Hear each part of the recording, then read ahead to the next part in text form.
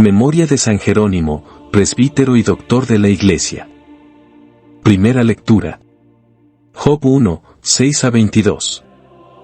Un día fueron los ángeles a presentarse ante el Señor y entre ellos llegó también Satanás. El Señor le preguntó, ¿de dónde vienes? Él respondió, de dar una vuelta por la tierra. El Señor le dijo, ¿te fijaste en mi siervo Job?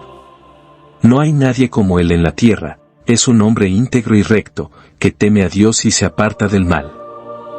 Satanás le respondió, ¿y crees tú que su temor a Dios es desinteresado? ¿Acaso no has construido tú mismo una cerca protectora alrededor de él, de su familia y de todos sus bienes? Has bendecido el trabajo de sus manos y sus rebaños se han multiplicado por todo el país. Pero hazle sentir un poco el peso de tu mano, daña sus posesiones y verás cómo te maldice en tu propia cara. El Señor le dijo, haz lo que quieras con sus cosas, pero a él no lo toques. Y Satanás se retiró de la presencia del Señor. Un día en que los hijos e hijas de Job estaban comiendo en casa del hermano mayor, llegó un mensajero a la casa de Job y le dijo, tus bueyes estaban arando y tus burras pastando en el mismo lugar. Cuando cayeron sobre ellos unos bandidos, apuñalaron a los criados y se llevaron el ganado. Solo yo pude escapar para contártelo. No había acabado de hablar, cuando llegó otro criado y le dijo, cayó un rayo y quemó y consumió tus ovejas y a tus pastores. Solo yo pude escapar para contártelo. No había acabado de hablar, cuando llegó otro y le dijo, una banda de sabeos, divididos en 3 grupos, se lanzaron sobre los camellos y se los llevaron y apuñalaron a los criados. Solo yo pude escapar para contártelo. No había acabado de hablar, cuando llegó otro y le dijo, estaban tus hijos e hijas comiendo en casa de su hermano mayor, cuando un fuerte viento vino del desierto y embistió por los 4 costados la casa, que se derrumbó y los mató. Solo yo pude escapar para contártelo. Entonces Job se levantó y rasgó sus vestiduras. Luego se rapó la cabeza, se postró por tierra en oración y dijo, desnudo salí del vientre de mi madre. Y desnudo volveré allá. El Señor me lo dio, el Señor me lo quitó. Esa fue su voluntad. Bendito sea el nombre del Señor. A pesar de todo lo que le sucedió, Job no pecó ni profirió ninguna insolencia contra Dios. Palabra de Dios. Salmo responsorial. Salmo 16, 1. 2-3, 6-7. 8b y 15. Señor, escucha nuestra súplica. Señor, hazme justicia. Y a mi clamor atiende. Presta oído a mi súplica. Pues mis labios no mienten. Señor, escucha nuestra súplica. Júzgame tú, Señor. Pues tus ojos miren al que es honrado. Examina mi corazón, revísalo de noche. Pruébame a fuego y no hallarás malicia en mí. Señor, escucha nuestra súplica. A ti mi voz elevo, pues sé que me respondes. Atiéndeme, Dios mío, y escucha mis palabras. Muéstrame los prodigios de tu misericordia. Pues a quien acude a ti, de sus contrarios salvas. Señor, escucha nuestra súplica. Aclamación antes del Evangelio. Ver Marcos 10, 45. Aleluya, aleluya. Jesucristo vino a servir y a dar la vida por la salvación de todos. Aleluya. Evangelio. Lucas 9, 46-50. Un día, surgió entre los discípulos una discusión sobre quién era el más grande de ellos. Dándose cuenta Jesús de lo que estaban discutiendo, tomó a un niño, lo puso junto a sí y les dijo, el que reciba a este niño en mi nombre, me recibe a mí, y el que me recibe a mí, recibe también al que me ha enviado. En realidad el más pequeño entre todos ustedes, ese es el más grande.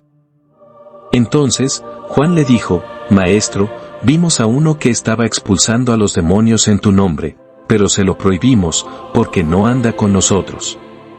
Pero Jesús respondió, no se lo prohíban, pues el que no está contra ustedes, está en favor de ustedes. Palabra del Señor. Reflexión. Esta conversación entre Jesús y sus discípulos tuvo lugar poco después de 3 acontecimientos. En primer lugar, tuvo lugar después de que los discípulos regresaran de la primera misión a la que Jesús los había enviado. En segundo lugar, fue después de que Pedro hiciera su profesión de fe afirmando que Jesús era el Mesías de Dios. En tercer lugar, ocurrió después de la transfiguración, en la que Jesús llevó a Pedro, Santiago y Juan a la montaña para revelar su gloria. Después de estos 3 acontecimientos, parece que comenzó a manifestarse cierta rivalidad entre los discípulos. Quizás hubo celos por la profesión de fe de Pedro, o tal vez los discípulos que no fueron llevados a la montaña de la transfiguración sintieron un poco de envidia. Pero sea cual sea la causa, Jesús aborda lo que es el comienzo de un deseo de vanagloria entre los discípulos. Al comentar este pasaje, San Cirilo de Alejandría señala que en la batalla espiritual, la primera táctica del diablo es despertar deseos carnales en nuestras almas para mantenernos atados al deseo de esos placeres.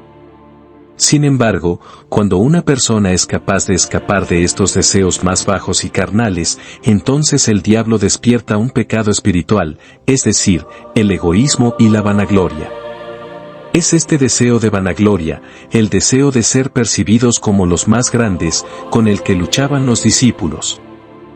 Nuestro Señor se dirige a los discípulos después de haber percibido la intención de sus corazones.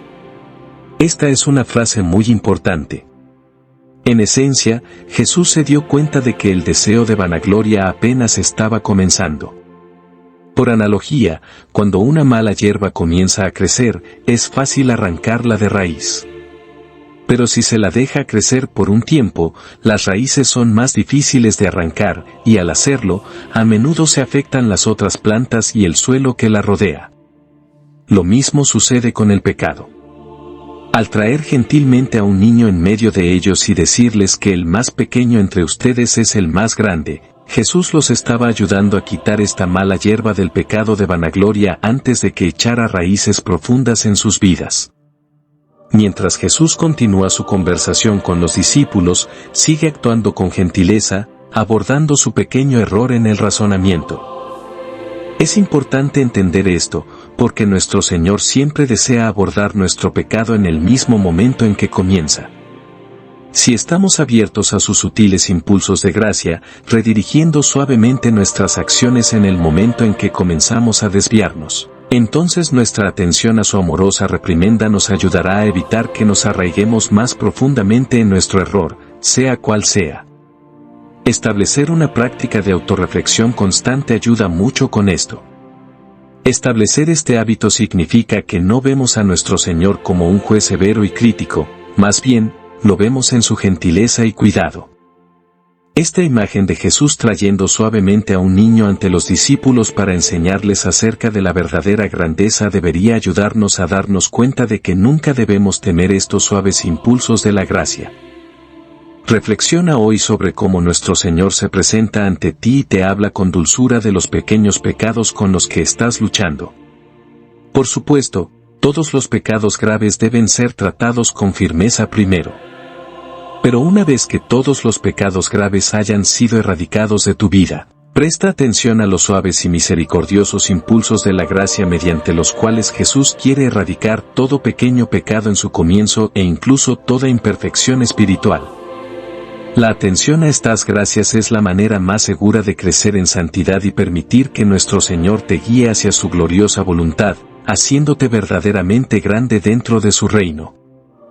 Jesús mío, misericordioso y tierno, te doy gracias por las muchas maneras en que vienes a mí, revelándome tu amor y tu gracia.